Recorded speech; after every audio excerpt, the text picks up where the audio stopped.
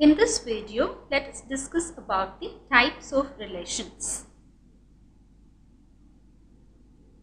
In particular, we shall discuss about void relation, universal relation and identity relation. So first let us consider void relation.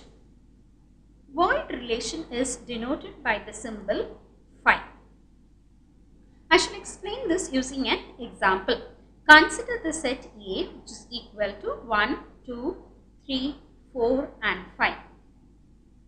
We define a relation R on A cross A such that R is equal to set of all A comma B such that A minus B is equal to 12 and A comma B both belonging to A. So we clearly understand that R is a subset of A cross A. Now let us check whether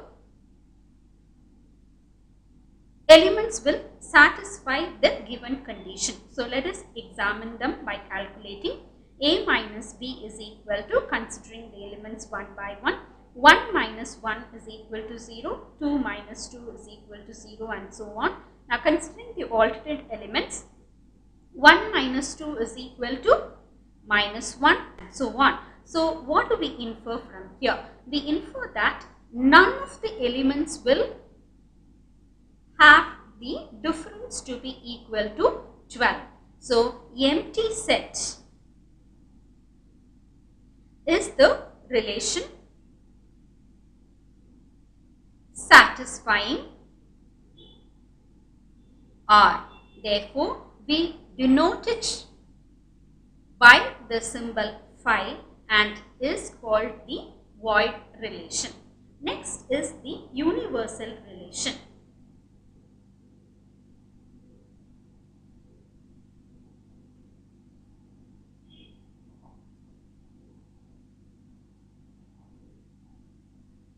A relation R in a set A is called the universal relation if each element of A is related to every element of A.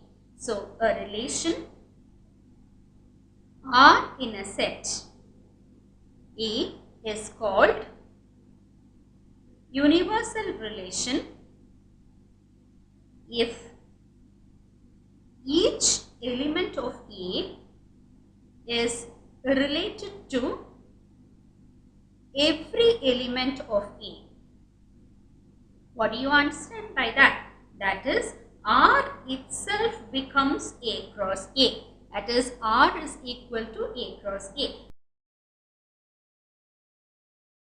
Let us consider an example. A is equal to 1, 2, 3, 4 and 5 and define a relation R which is equal to A comma B such that A minus B with its modulus is greater than 0.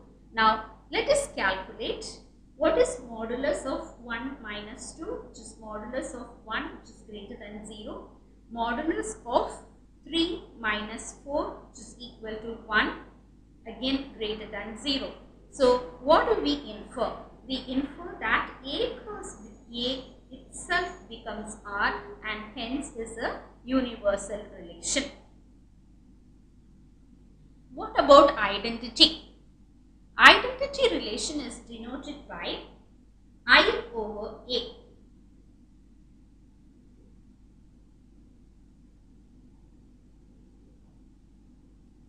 This is the representation.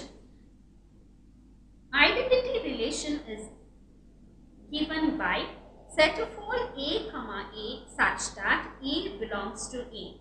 Now again, if we consider the set A which is given above as A equal to 1, 2, 3, 4, 5 and if I define a relation R, for instance, which is equal to 1 comma 1, 2 comma 2, then R is a subset of A cross A and is an identity relation.